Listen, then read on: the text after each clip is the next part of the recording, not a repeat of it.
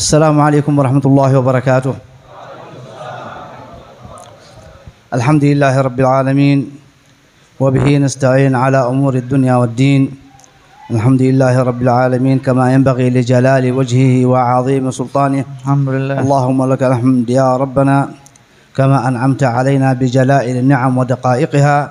اللهم لك الحمد حمدا كثيرا خالدا مع خلودك، ولك الحمد حمدا دائما لا منتهى له دون علمك. الحمد لله. ولك الحمد حمدا لا منتهى له دون مشيئتك. الحمد لله. ولك الحمد حمدا لا أجر لقائله إلا رضاك. الحمد لله. ولك الحمد حمدا مليا عند كل طرفة عين وتنفس نفس. الحمد لله. الحمد لله رب العالمين، وصلى الله تعالى على سيدنا ونبينا ومولانا محمد وآله وصحبه وسلم. اللهم إنا نسألك أن تصلي على سيدنا محمد صلاة تفرجنا بها عنا الهموم وتكشف عنا الغموم وتصلح الأحوال والقلوب والقوالب يا رب العالمين. آمين. سبحانك لا علم لنا إلا ما علمتنا إنك أنت العليم الحكيم. رب اشرح لي صدري ويسر لي أمري يحلل عقدة من لساني يفقهوا قولي. آمين. اللهم افتح أقفال قلوبنا بذكرك وأتم علينا نعمتك وفضلك واجعلنا عبادك الصالحين. آمين. Alhamdulillah Rabbil Alamin wa hayyakumullah wa ahlan wa sahlan. Beliau mengatakan ahlan wa sahlan, semoga Allah menghidupkan kalian semuanya. Wa marhaban bikum fi hadzal majlis al-mubarak al-azim. Dan beliau juga mengucapkan selamat datang kalian di majlis yang penuh berkah ini. Alladzi nahnu natasharraf bil hudhur amamakum wan nadhar ilaikum wal julus ma'akum. Yang kita ini mendapat kemuliaan bisa duduk bersama kalian, mendapat kemuliaan bisa melihat kalian, dan bisa mendapat kemuliaan bisa ketemu sama kalian. Wa hadza min fadlillah subhanahu wa ta'ala ma'a taba'udil amakin wal awtan. Ini merupakan anugerah dari Allah, padahal jarak kita dan negara kita itu sangat jauh. Alladzi jama'ana fi hadhihi al-majalis hadrat an-nabiy sallallahu alaihi wasallam. Dan kemudian yang mengumpulkan kita di majlis ini yang sampai kepada Nabi Muhammad sallallahu alaihi wasallam. والذي كان سببا في تعارفنا وتآلفنا واجتماعنا ومعرفة بعضنا البعض وتواصلنا. Dan kemudian majlis inilah yang menjadi sebab kita saling berkoneksi satu sama lain, kita saling mengenal satu sama lain, kita saling kumpul satu sama lain dan saling memandang satu sama lain. هذه المجالس العظيمة المباركة التي القصد منها اجتماع الناس. Majlis ini yang penuh berkah tujuannya adalah mengumpulkan manusia. القصد منها أن نجتمع وأن نتآلف وأن نتعارف. Tujuannya adalah kita berkumpul, kita bersatu dan kita saling mengenal. وهو المقصد الأسمى والمقصد الأعظم من الإسلام ومن دين الإسلام ومن شعائر الإسلام التي شرعت لنا. Ini merupakan syariat Islam yang tujuannya, maksudnya semuanya adalah mengumpulkan manusia, dan itu merupakan tujuan yang mulia di dalam agama Islam. Allah Subhanahu wa taala yaqul wa ja'alnakum syu'uban wa qabaila lita'arafu. Karena Allah mengatakan kami jadikan kalian itu bersuku-suku dan berbangsa-bangsa supaya kalian saling mengenal satu sama lain. Tsumma yaqul inna akramakum 'indallahi atqakum. Kemudian Allah lanjutkan, dan sesungguhnya yang paling mulia di antara kalian adalah yang paling bertakwa di antara kalian. إشارة إلى أن أعظم التعارف والمقصد الأسمى من التعارف وأفضلها عند الله التعارف بالتقوى والتعارف بالدين والتعارف بالإيمان. Itu menunjukkan bahwasannya sebaik-baiknya tempat perkumpulan adalah tempat perkumpulan yang kita mengenal, saling mengenal karena takwa, saling mengenal karena ilmu, saling mengenal karena agama. لهذا اهتم الإسلام بالاجتماع وجمع الناس والعمل على عقد هذه المجالس وجمعهم في العبادات وفي العادات. Makanya Islam itu sangat peduli tentang mengumpulkan manusia, sehingga dikumpulkan manusia itu di dalam Islam termasuk menjadi adat dan termasuk menjadi ibadah juga. لأن أكثر تعاليم الإسلام كلها مبنية على الاجتماع. Karena hampir semua pengajaran-pengajaran Islam itu atas dasar perkumpulan. بل أعظم شعائر الإسلام وهي الصلاة مطلوب فيها الاجتماع إما فرض عين كما يرى البعض أو فرض كفاية أو سنة كفاية على حسب اختلاف العلماء. Bahkan salah satu simbol Islam yang paling kuat yaitu Islam terdiri dan terdasarkan atas pondasi berjamaah, berkumpul satu sama lain. Meskipun ada pendapat yang mengatakan berjamaah itu adalah fardu ain, ada yang mengatakan itu ada fardu kifayah, ada yang mengatakan itu adalah sunnah kifayah. شرع لنا الفروض الخمس. Allah Subhanahu wa taala mensyariatkan kita 5 waktu. ثم شرع لنا الاجتماع في هذه الفروض Kemudian kita juga disyariatkan untuk kumpul di dalam 5 waktu tersebut. لأن القصد من العبادات هو أن نعرف حق الله في أنفسنا وفي غيرنا وفي الناس أجمعين. Karena tujuannya kita beribadah itu supaya kita tahu haknya Allah, supaya kita tahu juga hak antara kita sesama manusia. والعبادة الحقيقية إنما هو في نفع الناس وفي إصلاح الناس وفي إصلاح النفوس. Karena sebaik-baiknya ibadah dan hakikat ibadah itu adalah memperbaiki jiwa dan memperbaiki masyarakat yang ada di sekitarnya. وهذا لا يتحقق إلا بالاجتماع والتعارف. Ini semua tidak akan pernah terrealisasi kecuali dengan adanya perkumpulan dan saling mengenal satu sama lain. فلهذا ننظر إلى الفروض الخمسة وطلب الاجتماع فيها. Makanya kita lihat bagaimana sholat 5 waktu itu dan kita diperintahkan dan diminta untuk berkumpul di dalam sholat itu. في اختلاف الأوقات. Di dalam waktu yang berbeda-beda. لكي يتعرف كل منا على أخيه وجاره وصديقه في مختلف الأوقات. Supaya kita itu tahu apa yang terjadi dengan saudara kita, atau supaya kita tahu apa yang terjadi dengan tetangga kita dalam waktu-waktu yang berbeda juga. ليتعاهد بعضنا البعض. Supaya kita merasa saling keluarga, memiliki keluarga satu sama lain. ليس مجرد اجتماع عبثي. Karena perkumpulan itu bukan perkumpulan yang sia-sia atau nggak ada artinya. وليس التوقيت عبثي. Dan kemudian penentuan waktu itu juga bukan nggak ada faedahnya. إنما الاجتماع لحكمة. Tetapi perkumpulan itu ada hikmahnya. وتحديد الزمن لحكمة. Penentuan waktu juga ada hikmahnya. وطلب العبادة في الجماعة لحكمة. Meminta ibadah secara berjamaah itu juga ada hikmahnya. هذه الحكمة تتحقق بالاجتماع والتعارف والتلاقي. Karena ibadah ini akan terwujud dengan adanya perkumpulan, dengan adanya perjumpaan, dengan adanya kumpul bersama-sama. إنما المسلم من سلم المسلمون من لسانه ويده وخير أحب الله إلى الله الذين أنفعهم للناس. Karena kata Nabi Muhammad SAW, yang namanya orang muslim adalah yang muslim yang lain itu selamat dari lisan dan tangannya. Dan yang paling dekat kepada Allah, yang paling banyak memberikan manfaat kepada sesama manusia. فإذا لم يكن لك نفع من الناس ففائدتك أو وجودك بلا فائدة. Kalau kalian ini tidak memberikan manfaat kepada manusia, maka wujudmu ini nggak ada faedahnya. الفائدة بالعلم. Faedah dengan ilmu. الفائدة بالدعوة. Faedah dengan berikan dakwah. الفائدة بالتعليم. Faedah dengan mengajarkan. الفائدة في مراعاة أحوال الناس. Atau juga memberikan faedah dengan menjaga sesama manusia. تنفع الناس بأي شيء أنت تستطيع أن تنفعه. Kalian harus memberikan manfaat dengan apapun cara manfaat yang kamu miliki. ليس بالضرورة أن يكون عندك الفلوس والمال. Tidak harus memberi manfaat itu kalian punya harta dan punya duit. بل نفع الناس حتى بالسؤال عن حاله كيف حاله. Tapi berikanlah manfaat kepada orang meskipun hanya sekedar nanya apa kabar. وباللقاء به. Atau hanya sekedar ketemu aja. وبالنظر إليه. Atau cuma sekedar memandang aja. وبالابتسامة في وجهه. Atau cuma sekedar senyum kepadanya. وبتخفيف المعاناة عنه بالكلمة الطيبة. Atau memberikan ucapan yang baik membuat dirinya tenang dengan ucapan itu. ليس النفع مقصورا على الفلوس والمادة. Karena namanya manfaat bukan hanya tergantung dari materialistik atau duit aja. هناك بعض النفع بالكلمة والابتسامة والوجه الطيب قد يكون أعظم من المادة التي تعطيها وقلبك معرض عنه. Dan kemudian ada lagi manfaat yang jauh lebih mulia seperti senyum memandang pada saudara, itu jauh lebih manfaat daripada kalian memberikan manfaat dengan duit kalian tapi hati kalian berpaling darinya. فلهذا كثير من الناس تجد عنده معاناة في الداخل. Makanya banyak kita dapati orang-orang itu menderita di dalam batin mereka. ولكن مجرد سؤالك عنه وإظهار اهتمامك به وكيف حالك وكيف يخفف المعاناة. Tapi ketika ketemu kepada orang tersebut,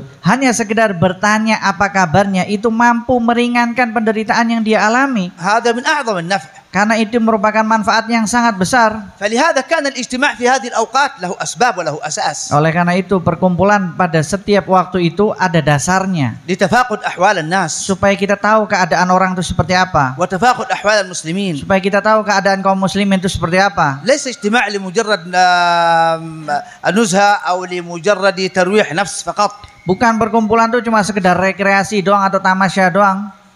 طبعا هذا من بعض المقاصد. Iya, itu memang salah satu dari tujuan perkumpulan. ليس هو كل المقصد. Tapi bukan itu tujuan utamanya. لهذا شرع لنا في صلاة الفجر الاجتماع. Makanya di dalam sholat subuh disunahkan untuk berjamaah. وهو أول الوقت تبدأ فيه يومك. Disitulah pertama kali waktu yang kamu akan memulai kehidupanmu. ليعلمنا الله سبحانه وتعالى بأن نبدأ أول يومنا باللقاء بين المسلمين مع بعضنا البعض. Supaya kita tahu Allah itu mengajarkan memulai hidup kita pertama kali dengan ketemu dan kumpul bersama sesama muslim. واللقاء مع الله سبحانه وتعالى لا يكمل ولا يتم ولا يتم ولا يصفو إلا مع الجماعة في الصلاة والعبادة. Dan kemudian tidak berkumpul ketemu sama Allah itu tidak akan menjadi perkumpulan yang sempurna yang membuat kita bersih kecuali ketika berkumpul kepada Allah bersama berjamaah. لأن الله يتجاوز على الجماعة ما لا يتجاوز على الإفراد. Karena Allah Subhanahu wa taala akan memberikan kepada perkumpulan atau jamaah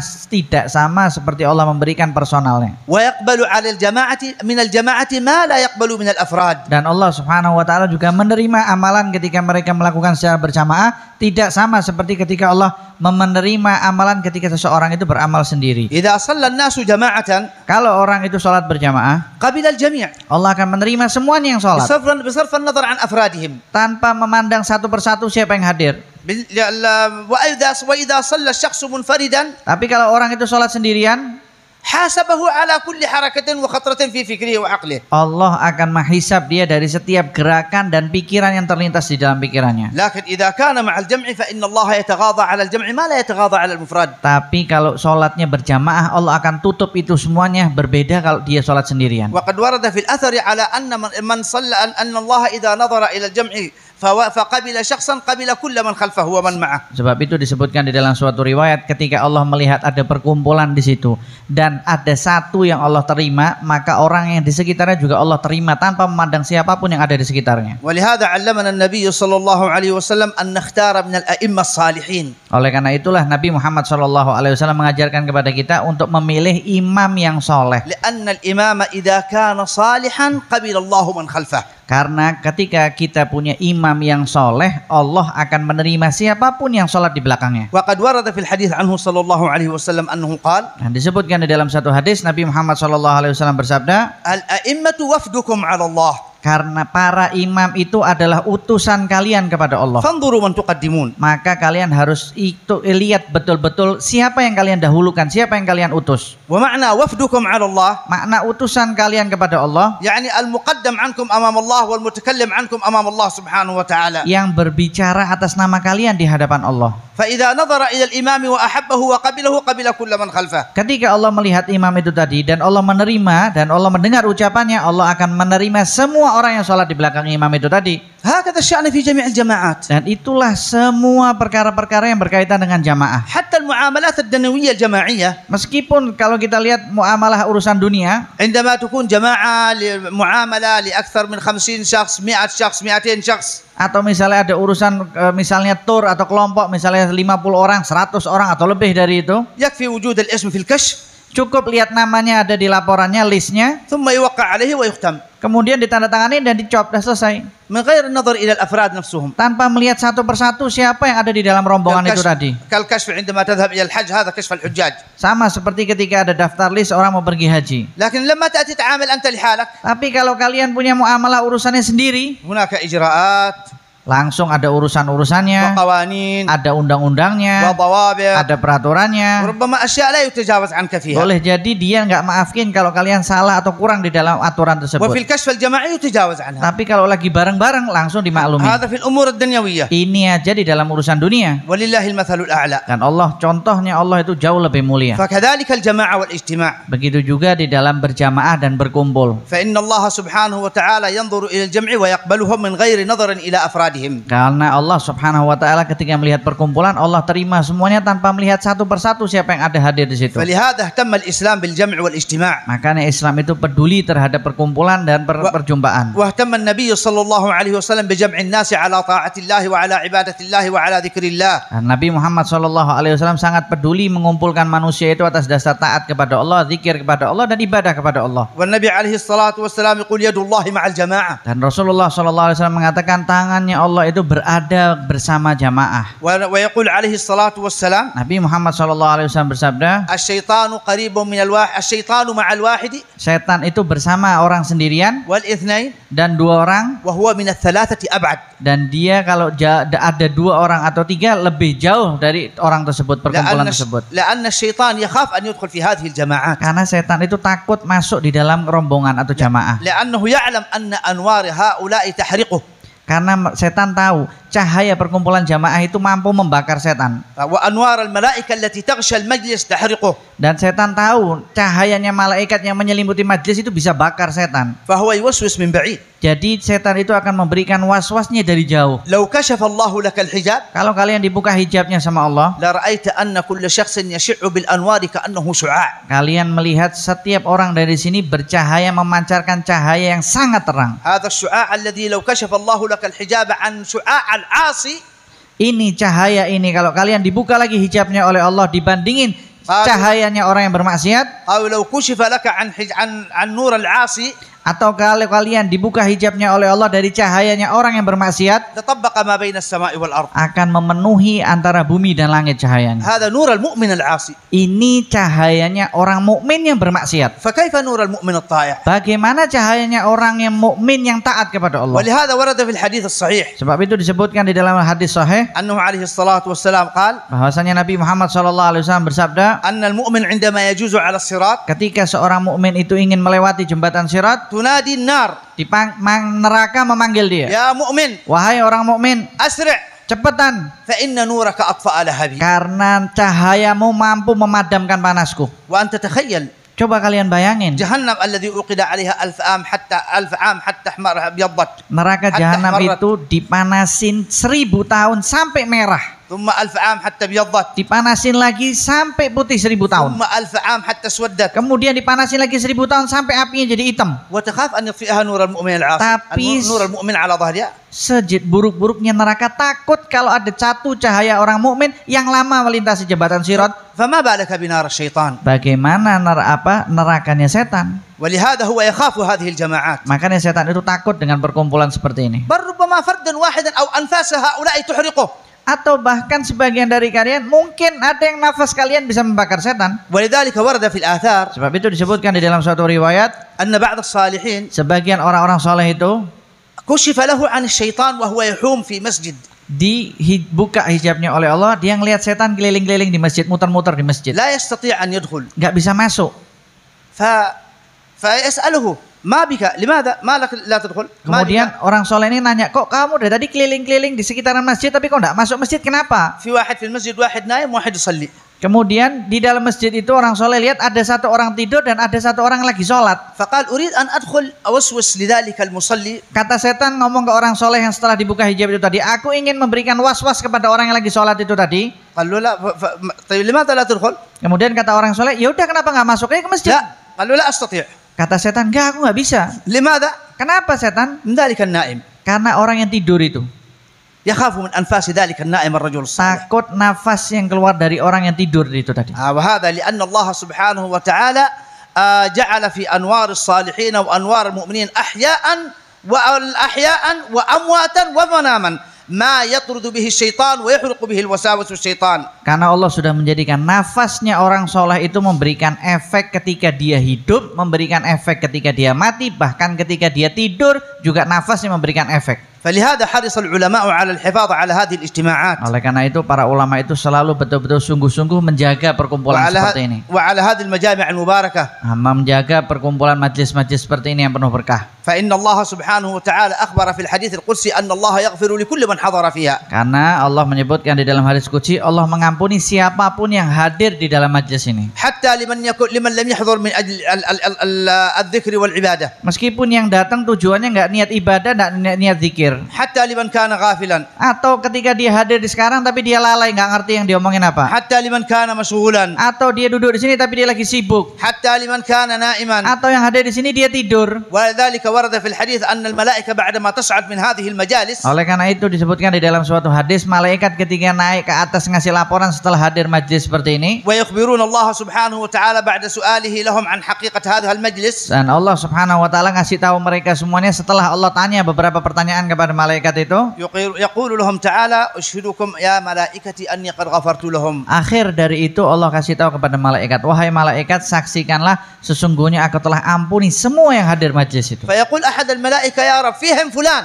Kemudian malaikat tanya, ya Allah, di dalam satu majlis itu ada si fulan. إنما جاء لحاجة وسيرحل. Dia itu datang cuma ada keperluan aja terus dia akan pergi lagi, numpang lewat. يعني ما جاء للذكر Dia nggak datang cuma niat zikir ولا للقراءة. atau membaca. ممكن عشان يأكل بس. Mungkin cuma mau niat makan aja. أو يطلب فلوس من شخص. Atau mungkin minta duit dari orang yang datang. أو مجاملة لشخص. Atau dia mungkin basa-basi sama orang lain. فيقول سبحانه وتعالى. Tapi Allah Subhanahu wa taala menjawab, وله قد غفرت. untuk orang yang itu juga tetap aku ampuni هم dosanya. القوم لا يشقى بهم جليسهم. Karena siapapun yang duduk bersama mereka tidak akan pernah celaka. ولذلك قالوا ما من عبادة إلا وتحتاج إلى إخلاص ونية.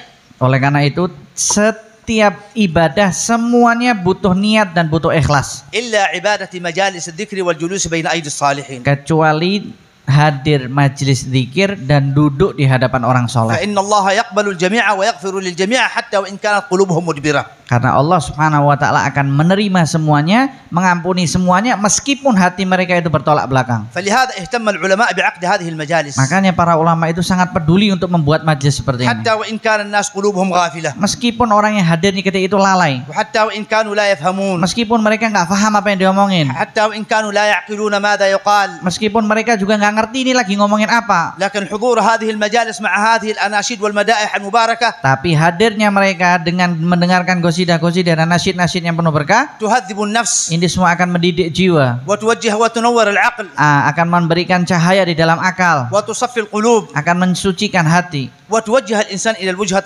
الصالحة dan kemudian akan mengarahkan manusia kepada arah yang benar, وتهذب نفوس الأبناء dan kemudian mendidik jiwanya anak-anak, وتؤسس الأبناء والنفوس على حب الصالحين وحب هذه المجالس. dan menjadi pendidik anak-anak supaya mereka cinta majelis dan cinta orang-orang soleh. ولهذا حرصوا على على إحضار أبنائهم فيها. Makanya mereka itu peduli kalau hadir majelis dibawa anaknya biar hadir. لأن الابن إذا ألف على هذه المجالس فقد أسسته تأسيسا صحيحا بعد ذلك لا يضره البعد أو ولا تضره الدنيا فيما بعد. Karena kalau kalian sudah membawa anak kalian ke sini berarti kalian sudah memberikan pondasi kepada anak kalian. Setelah itu kalian lepas kemana aja dunia tidak akan mampu membahayakannya. ولهذا يقولون أسس ابنك ثم لا يضرك ما صنع. Sebab itulah dikatakan letakkan akar dan pondasi kepada anakmu. Setelah itu kalian jangan pernah takut yang ada apapun yang membahayakan dirinya. والنفوس مثل الحيوان.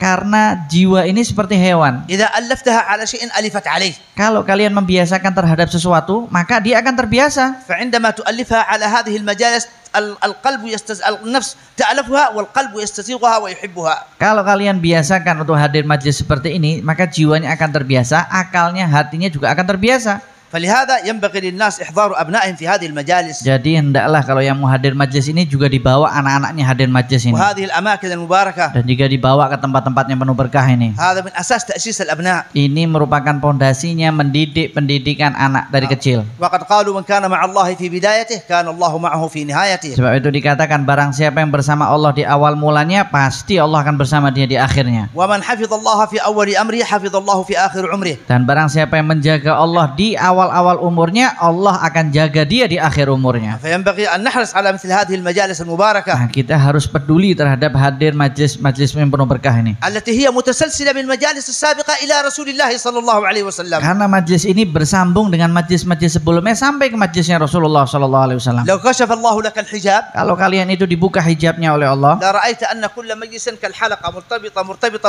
مرتبطة إلى رسول الله عليه الصلاة والسلام. kalian akan melihat majelis ini seperti lingkaran-lingkaran atau rantai mata rantai yang saling terikat, saling berhubung sampai ke mata rantai majelisnya Rasulullah. فلذلك هي تهذب الأخلاق. Makanya majelis seperti ini mendidik akhlak. لأن رسول نور النبي صلى الله عليه وسلم متصل إلينا. Karena cahayanya Nabi Muhammad bersambung sampai majelis ini. أيضا فهذه من الاجتماعات التي حرص الإسلام عليها. Nah, ini termasuk jenis-jenis perkumpulan yang Islam sangat peduli untuk tetap membuat perkumpulan seperti ini. ولهذا قلنا لكم أكثر أمور الإسلام كلها مبنية على الاجتماع. Oleh karena itu tadi sudah saya sebutkan bahwasannya kebanyakan urusan Islam itu semuanya atas dasar pondasi perkumpulan dan perjumpaan. أمرنا بالاجتماع يوميا 5 مرات. Allah memerintahkan kita berkumpul sehari 5 kali. ثم بالاجتماع أكبر منه في الجمعة مرة واحدة. Kemudian seminggu sekali setiap hari Jumat. ثم اجتماع أكبر من ذلك في العيدين. Kemudian perkumpulan yang jauh lebih luas lagi hari raya, 2 hari raya Idul Fitri dan Idul Adha. ثم لم يكتفي الله سبحانه وتعالى بهذه الاجتماعات حتى يريد أن يجمعنا في مشارق الأرض ومغاربها. Tapi Allah Subhanahu wa taala masih ingin membuat perkumpulan yang jauh lebih luas lagi supaya yang di timur dan di barat berkumpul. فأوجب علينا الاجتماع في الحج على مستوى العالم. Jadi Allah Subhanahu wa taala wajibkan kita berkumpul atas dasar satu dunia, semua berkumpul satu umur sekali, seumur hidup sekali di haji. فينبغي أن نعرف قدر هذا الاجتماع وفضل هذه الاجتماعات. Jadi kita harus tahu nilai dan mulianya perkumpulan-perkumpulan seperti ini. وهذا من محاسن الإسلام. Ini termasuk kebaikan-kebaikan Islam. بل ومن خصائص الإسلام. Bahkan termasuk keistimewaan-keistimewaan ومن Islam. مميزات الإسلام. Dan termasuk kelebihan-kelebihan Islam. ولهذا لم يستطع أي دين على وجه الأرض أن يجمع أهله كما جمع الإسلام أهله. Makanya tidak ada satu agama pun di dunia ini yang mampu mengumpulkan pemeluknya seperti Islam mengumpulkan pemeluknya. وأكثر ما يكون الاجتماع نافعا خاصة إذا علم الإنسان سرا من هذا الاجتماع والسبب الداعي له أيضا. Dan makanya ketika orang ngumpul itu banyak ngumpul, dia lihat perkumpulan itu, apalagi kalau dia tahu rahasia perkumpulan ini tadi dan siapa yang mengajak ke perkumpulan itu tadi. وهو تعلم العلم والانتفاع. Nah, itu dengan cara belajar ilmu, mempelajari dan memberikan manfaat. حتى يعود الشخص إلى بيته وقد تغيرت أخلاقه وتغيرت سلوكياته وتغيرت معاملاته. Supaya orang setelah hadir majlis ini perilakunya berubah ketika balik ke rumah, akhlaknya berubah, gerak-geriknya semua berubah setelah hadir majlis. وتعود المرأة إلى بيتها وقد تغيرت أخلاقها. Dan kemudian ketika perempuan juga hadir majlis balik ke rumah, akhlaknya sudah berubah. وتحسنت معاملاتها. Kemudian muamalahnya juga berubah yang perempuan. وتحسنت أسلوبها مع زوجها وأهلها. Dan kemudian caranya dia berhubungan dengan suaminya atau dengan anak-anaknya juga berubah setelah hadir majlis. فينقلون بركات هذه المجالس إلى بيوتهم. Jadi mereka orang-orang yang mengambil dan memindahkan berkah di majlis ini ke rumah mereka. ويسحبون نور هذا المجالس الذي هو نور رسول الله صلى الله عليه وسلم إلى بيوتهم. Dan kemudian mereka juga menarik cahaya yang ada di majlis ke rumah mereka dan cahaya itu bersambung sampai Rasulullah. فيكون صلاح البيوت مبنية على صلاح القلوب في هذه المجالس. Jadi baiknya rumah tangga itu bergantung dengan baiknya majlis yang kalian hadiri. هذا هو الهدف الأسمى من هذه المجالس أيضا. Karena ini merupakan tujuan utama di dalam pembuatan majlis-majlis. ليس مجرد الاجتماع فقط للتسلية. Bukan hanya sekedar ngumpul cuma entertainment aja. أو تروح عن نفسك. Atau nyenengin jiwa kalian aja. أو مهموم تأتي فقط. Atau kalian kepingin datang gitu-gitu aja. لكن لا تنسى على أنك مسؤول أو مطالب بنتائج هذا المجلس في بيتك. Tapi ingat, kalian itu dipertanggungjawabkan hasil dari majlis yang kalian datangi di rumah kalian nanti. وإلا كان حجة عليك أمام الله سبحانه وتعالى. Kalau enggak, nikmat itu akan menjadikan kalian celaka, alasan untuk Allah Subhanahu wa taala menuntut kalian nanti. تأتي إلى المجلس. Kalian datang ke majlis, وتذكر الله. kalian berzikir, وتصلي على النبي صلى الله عليه وسلم. kalian baca sholawat, وتتمايل يمينا وشمالا. kemudian di majlis kalian goyang kanan goyang kiri, وتغمض عينك وتخشع. kemudian kalian khusyuk, tutup lagi matanya, وربما تدمع. boleh jadi kalian neteskan air mata. وترجع لبيتك عند زوجتك وأنت وحش كاسر. Tapi ketika kalian balik ke istri kalian, kalian dalam keadaan kasar dan liar. إذن كل ذلك الخشوع والتخاشع والتمايل ربما قد يكون غير صادقا. حاسب نفسك أمام الله. Berarti khusyuknya kalian ketika hadir majlis itu tidak benar, tidak ada ikhlasnya. Kalian harus introspeksi diri kalian di hadapan Allah. وكذلك المرأة تحضر إلى هذه الأماكن. Begitu juga kalau perempuan ketika hadir majlis ini, وتطلب البركات. nyari berkat di majlis ini. وتخشع وتبكي. Kemudian yang perempuan juga khusyuk dan وتذكر nangis. وتصلي على النبي صلى الله عليه وسلم. Kemudian yang perempuan juga berzikir dan baca sholawat. وتعود إلى بيتها. Dan kemudian yang perempuan balik ke rumahnya, وتعامل زوجها معاملة سيئة. tapi malah bermuamalah dengan suaminya dengan muamalah yang buruk. وكأن الأخلاق إنما مطلوبة في الاجتماعات وفي البيت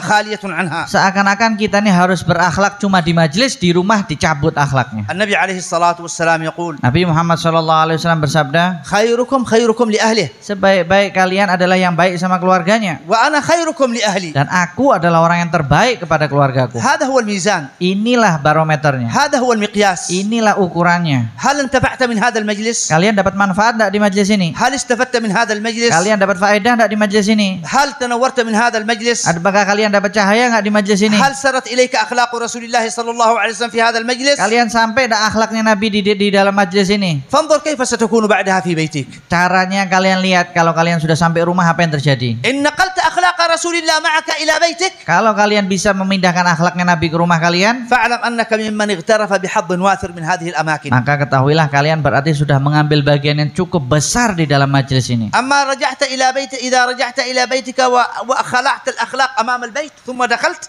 Tapi kalau kalian balik ke rumah dan kalian cabut akhlak itu di depan pintu rumah kalian, فاعلم أن ذلك من خداع النفس. ketahuilah itu berarti kalian tertipu dengan ego kalian. فعلى الرجل أن يحاسب نفسه. Harus introspeksi diri sendiri. وعلى المرأة أن تحاسب نفسها. Begitu juga yang perempuan. وعلى كل شخص أن ينظر ما هي النتيجة والآثار من هذه الأماكن. Jadi semua orang harus cek apa hasilnya aku hadir majelis ini. هل نقلت رسول الله معك إلى البيت؟ Kalian bisa nggak bawa Rasulullah itu sampai ke rumah? وأخرجت الشيطان من داخل البيت؟ Dan kalian bisa ngusir setan dari rumah kalian? أم لا يزال الشيطان معشش في البيت؟ Atau tetap setan itu betah di rumah kalian? ويكفي أن تحضر المجلس والشيطان في بيتك يلعب. Cukup kalian hadir di majelis dan kalian biarin aja setan itu main di rumah kalian. لن تكون صادقا أمام الله في هذه المجالس والعبادات حتى تكون مع زوجتك أفضل من كونك مع الناس أجمعين برا في الخارج. Tidak berarti kalian itu mendapatkan berkah majelis sampai ketika kalian bermuamalah dengan istri kalian selepas dari majelis ini jauh lebih baik dari kalian bermuamalah dengan orang yang ada di majelis ini. ولن تكون الزوجة والمرأة صادقة في حضورها لهذه المجالس حتى تنقل هذه الأخلاق وتحسن معاملتها مع زوجها أفضل مما تعامل النساء برا في الخارج. Begitu juga yang perempuan tidak menjadikan orang yang tulus dan jujur di dalam hadir majelis, kecuali ketika dia nanti balik ketemu suaminya dia bermuamalah jauh lebih baik daripada bermuamalah dengan teman-teman yang perempuan di majelis ini. ولن يتم الانتفاع منها إلا إذا كنت تعامل أبنائك معاملة الصديق حتى تكسبهم. Dan juga tidak menjadi sempurna hasil majelis sampai engkau itu berinteraksi dengan anak kalian seakan-akan kalian itu temannya dia, sehingga kalian bisa menarik diri, menarik hati anak kalian kepada kalian. تحبب الإسلام إلى نفوسهم. Kalian bisa membuat Islam itu senang dengan anak kalian. تحبب الدين إلى نفوسهم. Kalian bisa membuat anak-anak kalian itu senang sama agama. تحبب هذه المجالس إلى نفوسهم. Kalian bisa membuat anak-anak kalian itu senang majelis ini. يرون فيك الأب. Mereka akan melihat kalian sebagai ayah, والصديق. melihat kalian sebagai teman, والصاحب. melihat kalian sebagai teman juga, والزميل. dan kemudian melihat kalian seakan-akan teman sekelas kalian. يجدون فيك مبتغاهم. Ketika itu anak-anak mendapatkan dari ayahnya apa yang dia cari. أما تتعامل مع أبنائك بالقسوة. Tapi kalau kalian mau amalah sama anak kalian kasar, والغلظة. keras, والشدة. kemudian kasar juga, والعنف. kemudian kadang-kadang bengis, يكون الابن يشعر منك بالخوف. nanti anak kalian itu takut sama kalian. عندما يراك تأتي وهو يخاف منك. Kalau kalian datang ke rumah, anaknya takut lari. يحسب لمجيئك ألف حساب. Jadi kalau kalian datang sebagai ayah, anaknya langsung mikir 1000 kali. لأنه لا يجد الأمان عندك. Karena anaknya tidak mendapatkan keamanan dari bapaknya. لا يجد المحبة. Dia nggak mendapatkan rasa cinta dari ayahnya. فبالتالي تجده يطلب المحبة والمودة والرحمة عند أصدقائه في الشوارع. Dan kalian nanti lihat, anak kalian pasti akan cari kasih sayang, ketenangan, rahmat di luar nanti, di teman-temannya yang ada di jalanan. فتكون أنت أفسدت أبنائك. Berarti kalian sudah merusak anak kalian. وأنت نفرتهم عن الدين. Dan kalian sudah mengusir anak kalian dari agama. وأنت أعنتهم على المعصية. Dan kalian juga membantu anak kalian untuk melakukan maksiat. وخير عباد الله الذين يحبون الله إلى عباده. Karena sebaik-baiknya hamba Allah adalah yang berhasil membuat hamba Allah itu cinta kepada Allah. وأحق الناس بهذا الخطاب أن تؤدوه إلى أولادك وأهلك وبناتك. Dan ucapan ini tadi paling berhak dan paling layak adalah kalian sampaikan kepada putra dan putri-putrimu. والنبي عليه الصلاة والسلام يقول Nabi Muhammad SAW bersabda, رحم الله امرأ Allah merahmati seseorang أعان ابنه على بره. yang membantu anaknya untuk berbakti kepadanya. وقد ورد إن للأبناء حق كما للآباء حق. Karena disebutkan di dalam satu riwayat, anak itu juga punya hak dan kewajiban kepada orang tua.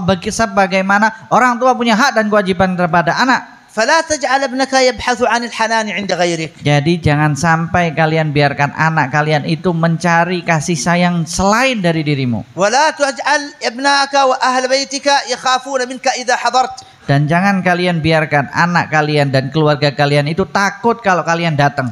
الميزان اجعل حضورك أو اجعل أهل بيتك ينتظرون مجيئك كأنما ينتظرون الماء كأنما العاطش ينتظر الماء. Barometer dan ukurannya itu buat keluarga kalian itu ketika kalian nggak ada, mereka menunggu kalian sebagaimana orang yang haus itu menunggu air untuk minum. بحيث يكون حضورك معهم أحب إليهم من غيابك عنهم. Karena sampai pada tahap adanya kalian di antara keluarga itu lebih mereka cintai daripada nggak adanya kalian. هذا هو الميزان. Inilah ukurannya. وهذه هي الخيرية التي أرادها النبي صلى الله عليه وسلم خيركم خيركم لأهله. Ini adalah patokan kebaikan yang Nabi Muhammad katakan sebaik-baik di antara kalian adalah yang paling baik dengan keluarganya. إذا أبلغت الملائكة رسول الله صلى الله عليه وسلم بشأن هذا البيت أحبه رسول الله صلى الله عليه وسلم. Kalau nanti malaikat ngasih laporan kepada Rasulullah tentang rumah tangga kalian, Rasulullah akan sayang kepada kalian. فإذا أحبه صلى الله عليه وسلم أغدق الله عليه بنعمه وأرزاقه ورحمته. Kalau Rasulullah sudah sayang, Allah akan sirami rumah kalian dengan rezeki. إذن اجعل رسول الله يعيش في بيتك. Jadi jadikan Rasulullah SAW